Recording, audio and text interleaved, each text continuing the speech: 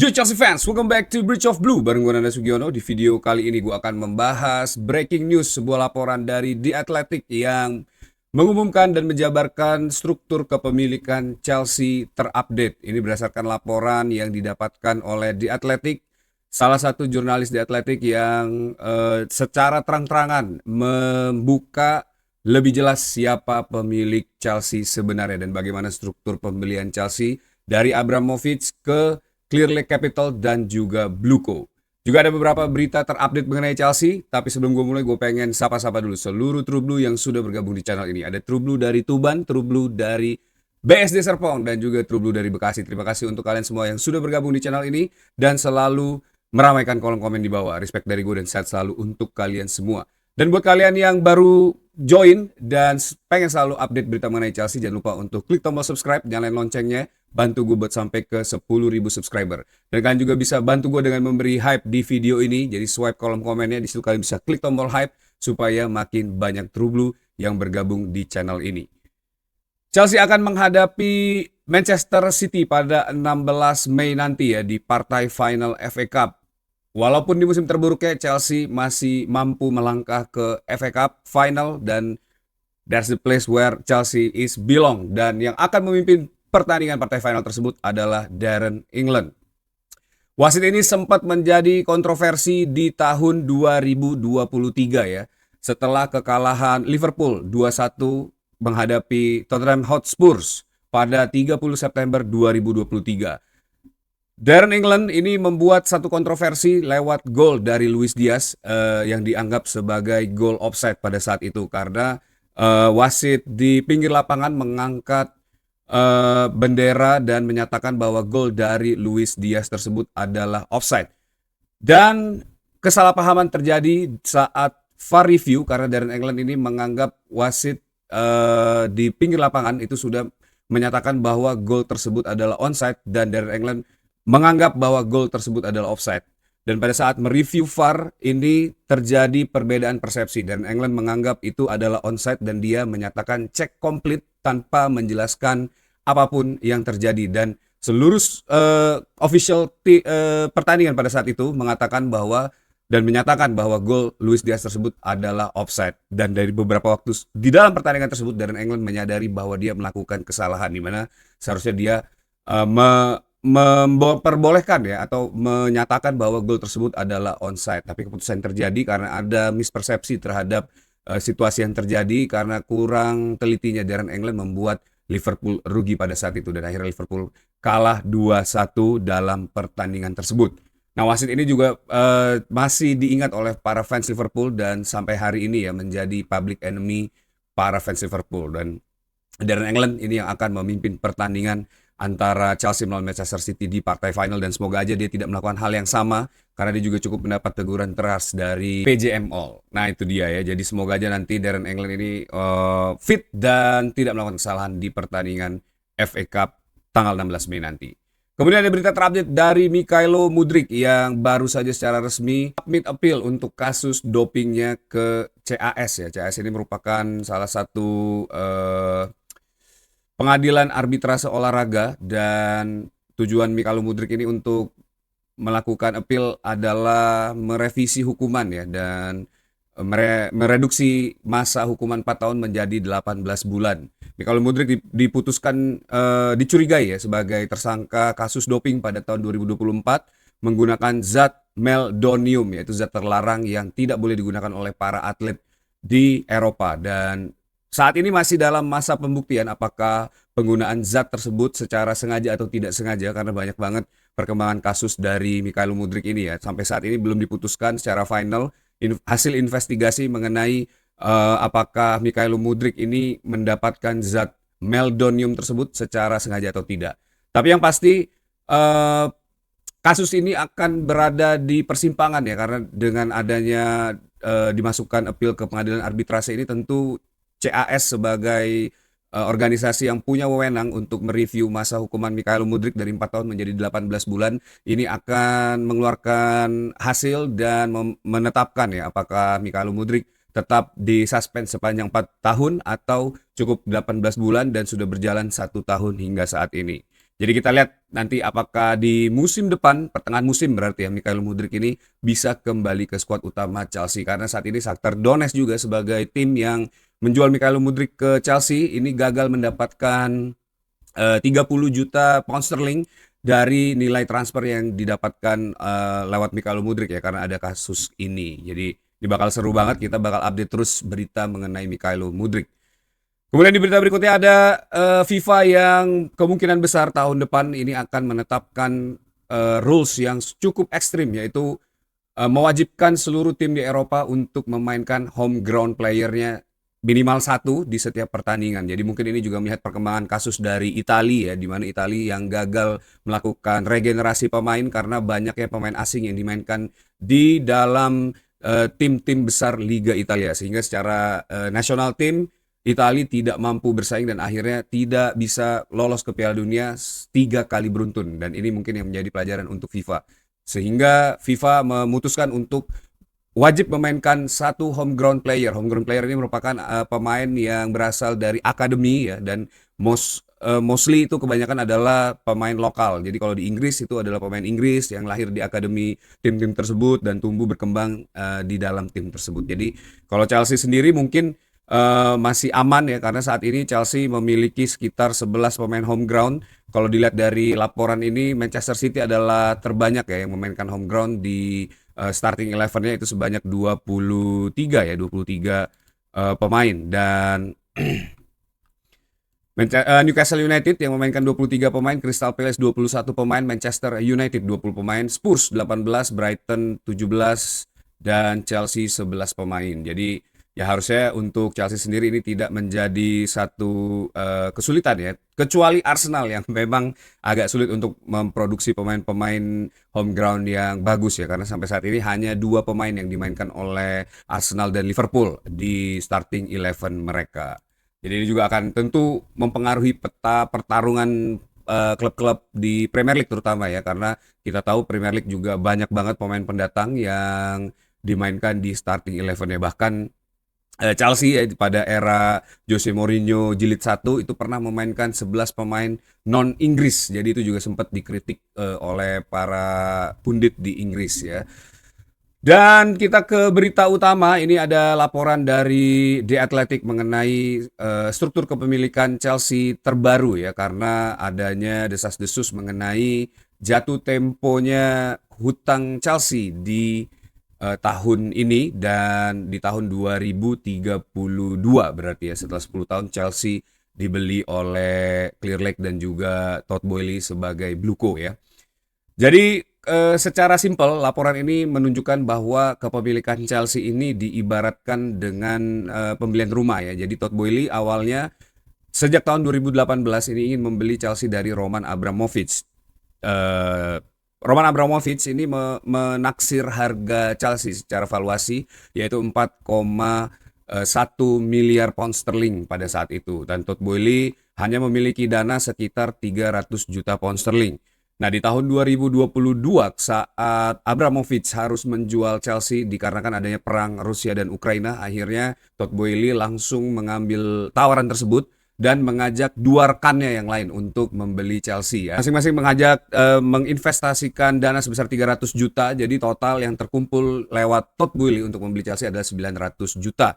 Tentu masih sangat jauh ya untuk mencapai 4,1 miliar seperti yang diinginkan oleh Abramovich. Oleh karena itu Todd Boehly mencoba menawarkan ke private equity awalnya yang dipimpin oleh Ekbali ya. Nah, ternyata private equity yang dipimpin oleh Ekbali ini tidak sepenuhnya merupakan private equity. Jadi di dalam sisa dana yang didapatkan atau diluncurkan oleh Clear Lake Capital ini yang memiliki 68,3% saham Bluco saat ini, itu merupakan hasil pinjaman dari Clear Lake Capital. Banyak banget itu pihak-pihak yang berkecimpung atau bergabung bersama Clear Lake Capital tapi tidak sebagai investor ya. Jadi dana yang dimainkan atau dipinjamkan oleh Clear Lake atau digunakan oleh Clear Lake ini adalah dana pinjaman dari beberapa pihak.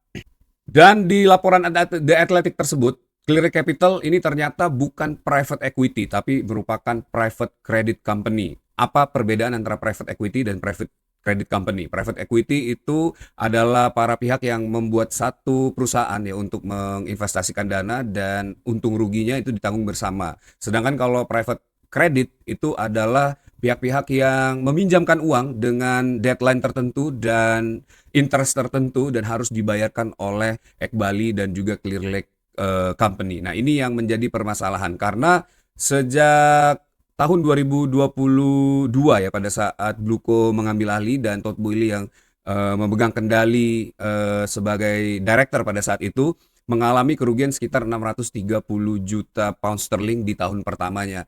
Nah, ini yang membuat akhirnya Ekbali yang mengambil alih dari tadinya adalah Todd Boehly sehingga yang membuat struktur kepemilikan Chelsea ini juga cukup riskan ya dalam artian bisa menuju kebangkrutan dengan begitu cepat. Selama ini kita memperkirakan Clear Lake itu adalah investor ya.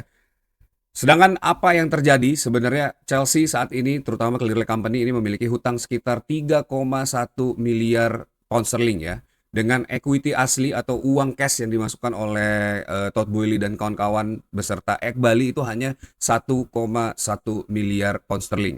Jadi rasio dari perbandingan hutang dan capital itu 3:1 ya. Nah, ini juga yang membuat banyak pihak terutama di Athletic yang mengangkat betapa rapuhnya ya struktur kepemilikan Chelsea ini karena uang yang digunakan oleh Clear Company itu dipinjam dari Ayers Management. Ayers Management ini adalah salah satu perusahaan sport yang membeli Inter Milan ya, juga Bank of America dan juga JP Morgan. Nah, di antara mereka juga ada hasil equity atau pinjaman yang didapatkan dari dana pensiun para pegawai di Amerika. Jadi benar-benar sebenarnya stake-nya gede banget ya Chelsea untuk merugi dan tidak berprestasi karena akan banyak orang yang terkena pengaruh dari bagaimana Clear Lake Capital ini memainkan perannya dalam membeli Chelsea ya. Nah, dana ini juga atau interestnya ini menggunakan sistem payment in kind. Jadi ini bukan interest yang dibayarkan terpisah tapi akan masuk sebagai modal ya. Jadi interest atau bunga yang terjadi setiap tahunnya ini akan menjadi pokok utang. Jadi ini benar-benar compounding dan akan terus membesar dan membesar. Nah, terus apa impact-nya terhadap Chelsea saat ini ya? Tentu pembayaran hutang yang jatuh tempo pada tahun ini ya sekitar 600 juta pound sterling ini harus dilunasi oleh Chelsea dan ini rasio hutang dengan pendapatan Chelsea selama kurang lebih 4 tahun ini masih belum bisa menutupi apa yang mereka butuhkan untuk membayar hutang yang jatuh tempo pada tahun ini. Dan di tahun 2032 ini juga hutang-hutangnya akan jatuh tempo lagi dan Chelsea harus membayar jauh lebih besar lagi sekitar 1,6 miliar pound sterling untuk bunga aja ya dari pinjaman Clear Lake Capital tersebut. Dan ini juga yang menjadi complicated karena sebenarnya secara perjanjian private equity atau loan yang dipakai oleh Clear Lake Capital ini tidak memperbolehkan pihak-pihak yang meminjamkan uang yaitu Ayers Management, Bank of America dan juga JP Morgan ini memegang kendali kontrol dari Chelsea. Dengan adanya situasi ini kemungkinan besar ya ada klausul yang memperbolehkan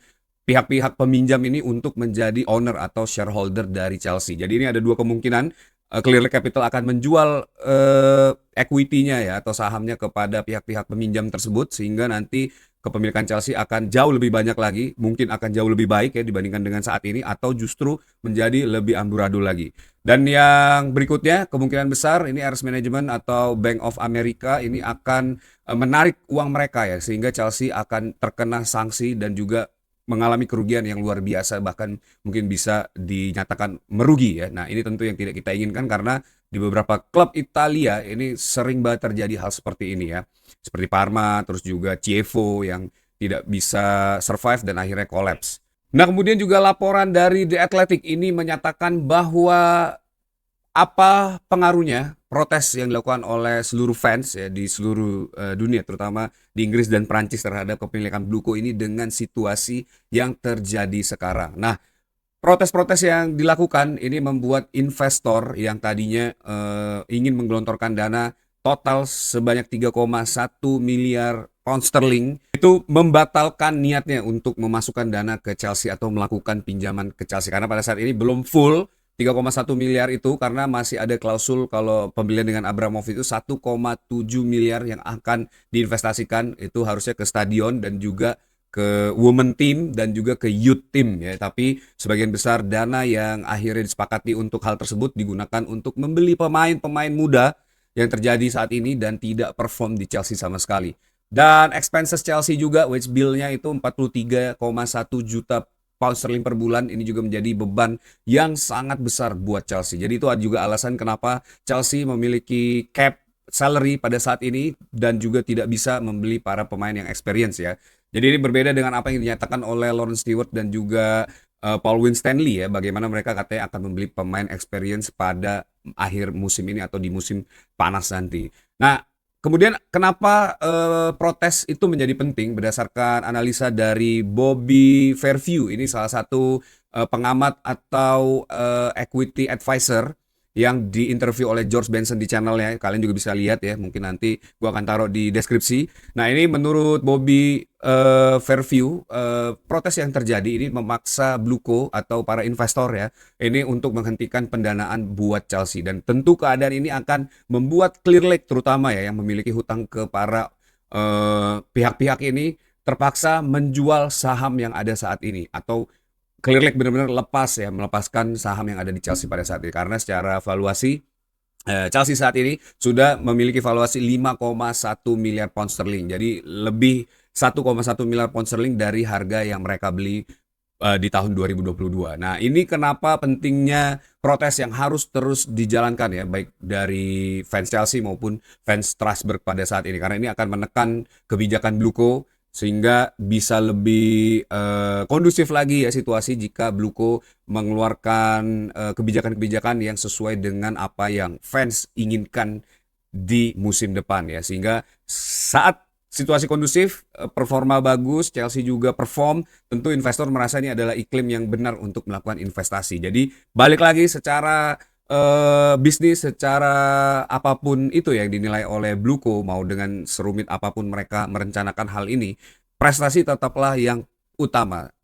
Itu akan menjadi jawaban apapun problem yang ada pada Clear Lake Capital saat ini. Dengan prestasi, dengan kondusivitas yang ada, ini tentu misalnya Chelsea bisa menaikkan harga tiket atau membangun stadion baru, atau misalnya membawa pemain jauh lebih murah lagi untuk datang ke Chelsea ya. Dan yang paling penting adalah akan masuk sponsor dan lain-lain yang tentu akan membantu Chelsea secara keuangan. Dan yang lebih penting lagi, investor merasa aman dan uang yang mereka ingin investasikan itu akan dilontorkan dengan sangat mudah, sehingga Chelsea memiliki capital dan bisa lebih bersaing lagi di musim-musim berikutnya.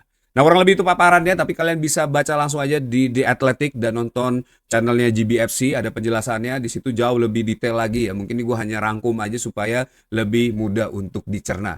Intinya saat ini Chelsea sedang dalam situasi yang sangat serius karena akan jatuh tempo pembayaran di tahun 2026 nanti ya.